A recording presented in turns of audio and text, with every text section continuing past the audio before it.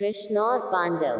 कृष्ण इतिहास में कृष्ण जन्म, बाल लीला, गोवर्धन लीला, रासलीला, अक्रूर की यात्रा, मथुरा आगमन, कुवलयापीड़ वध, कंस वध, कृष्ण जरासंध युद्ध, द्वारका निर्माण, कृष्ण और पांडव, शिशुपाल वध, कृष्ण और महाभारत, द्वारका जीवन, वृष्णि संग, कृष्ण नारद संवाद, यदुवंश का नाश, अंतिम, वासुदेव, मोहन, द्वारिकाधीश, केशव, गोपाल, नंदलाल, बांके बिहारी, कन्हैया, गिरधारी, मुरारी, मुकुंद, गोविंद, यदुनंदन, रणछोड़, रोहिणी, विमाता, बलराम, भाई, सुभद्रा बहन, रुक्मिणी, सत्यभामा, जाम्बूति, मित्रविंध्या, भद्रा, सत्या, लक्ष्मणा, कालिंदी, कृष्ण जन्म घटनाक्रम, कृष्ण बाल लीला, गोवर्धन लीला, कृष्ण बलराम का मथुरा आगमन, कंसवध, कृष्ण और महाभारत, कृष्ण का अंतिम समय, द्वारका पहुंचकर कृष्ण ने वहां स्थायी रूप से निवास करने का विचार दृढ़ किया और आवश्यक व्यवस्था में लग गए।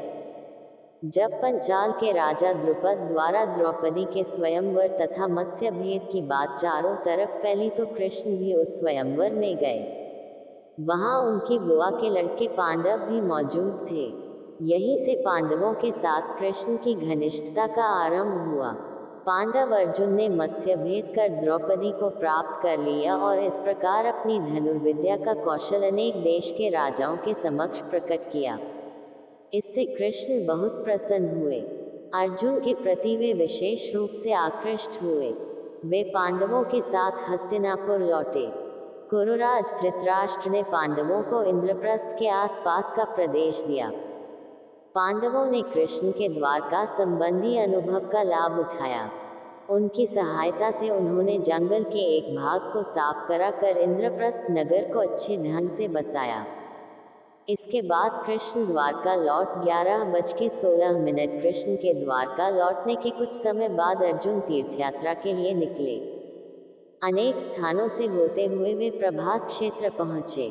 कृष्ण ने जब ये सुना तब वे प्रभास जाकर अपने प्रिय सखा अर्जुन को अपने साथ द्वारका ले आए। यहाँ अर्जुन का बड़ा स्वागत हुआ। उन दिनों रैवतक पर्वत पर यादवों का मेला लगता था। इस मेले में अर्जुन भी कृष्ण के साथ गए। उन्होंने यहाँ सुभद्रा को देखा और उस पर मोहित हो गए। कृष्ण ने कहा, सुभद्रा मेरी बहन है, पर यदि तुम उससे विवाह करना चाहते हो तो उसे यहाँ से हर कर ले जा सकते हो, क्योंकि वीर क्षत्रियों के द्वारा विवाह हेतु स्त्री का हरण निंद्य नहीं, बल्कि श्रेष्ठ माना जाता है। अर्जुन सुभद्रा को भगा ले चले। जब इसकी खबर यादवों सभापाल ने सूचना देकर सब गण मुखियों को सुधर्मा भवन में बुलाया, जहां इस विषय पर बड़ा वाद विवाद हुआ। बलराम अर्जुन के इस व्यवहार से अत्यंत क्रोध हो गए थे और उन्होंने प्रण किया कि वे इस अपमान का बदला अवश्य लेंगे। कृष्ण ने बड़ी कुशलता के साथ अर्जुन के कार्य का समर्थन किया। कृष्ण ने निर्भीक होकर कहा कि अर्जुन ने क्षत्रियोचित कार्य ही किया है। उनका स्वयं का दृष्टांत भी सामने था, क्योंकि वे विदर्भ कन्या रुक्मिणी को भगा लाए थे और फिर उसके साथ विवाह किया था। कृष्ण के अकाट्य तर्कों के आगे किसी की न चली। उन्होंने सबको समझा बुझाकर शांत 11:17 किया। फिर वे बलराम तथा कुछ अन्य अंध कृष्णियों के साथ बड़ी धूमधाम से दहेज का सामान लेकर पांडवों के पास इंद्रप्रस्थ पहुंचे। अन्य लोग तो शीघ्र इंद्रप्रस्थ से द्वारका लौट आए, किंतु कृष्ण कुछ समय वहां ठहर गए।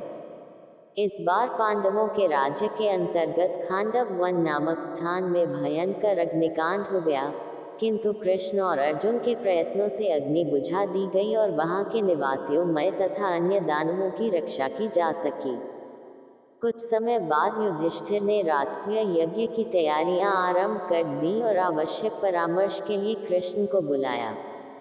कृष्ण इंद्रप्रस्थ आए और उन्होंने राजसूय यज्ञ के विचार की पुष्टि की। उन्होंने ये सुझाव दिया कि पहले अत्याचारी शासकों को नष्ट कर दिया जाए और उसके बाद यज्ञ का आयोजन किया जाए।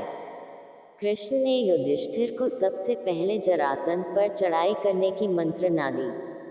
तदनुसार भीम और अर्जुन के साथ कृष्ण रवाना हुए और कुछ समय बाद मगध की राजधानी गिरिव्रज पहुंच गए।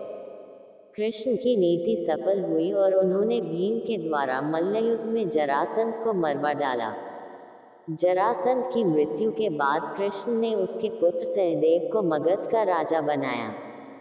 फिर उन्होंने गिरिव्रज के कारागार में बंद बहुत से राजाओं को मुक्त किया। इस प्रकार कृष्ण ने जरासंध जैसे महापराक्रमी और क्रूर शासक का अंत कर बड़ा यश पाया। जरासंध के पश्चात पांडवों ने भारत के अन्य कितने ही राजाओं को जीता।